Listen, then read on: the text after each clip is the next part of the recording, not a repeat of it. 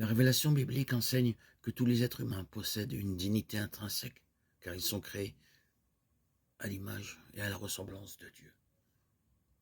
Dieu dit, faisons l'homme à notre image, selon notre ressemblance. Dieu créa l'homme à son image, à l'image de Dieu, il le créa. Il les créa hommes et femmes. Genèse 1, 26, 27. L'humanité a une qualité spécifique qui fait qu'elle n'est pas réductible à la pure matérialité. Chaque être humain est aimé et voulu par Dieu pour lui-même, et est donc inviolable dans sa dignité.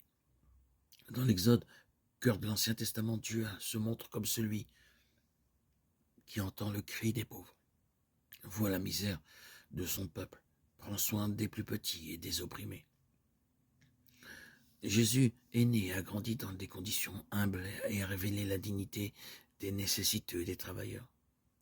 Tout au long de son ministère, Jésus a affirmé la valeur et la dignité de tous ceux qui portent l'image de Dieu, indépendamment de leur statut social et des circonstances extérieures.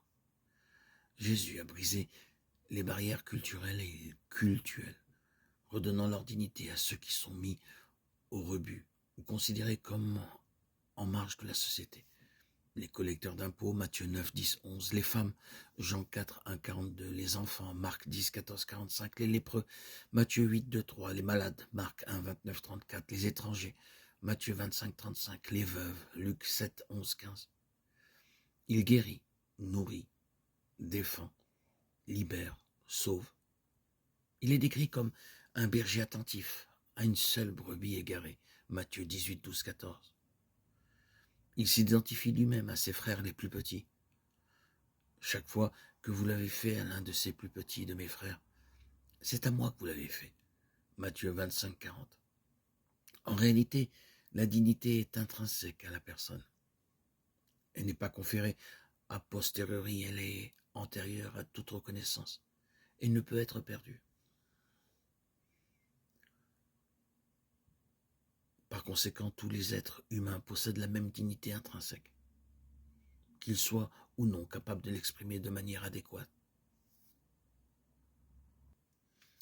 Dieu défend l'humanité et nous demande en quelque sorte d'être son collaborateur dans cette défense.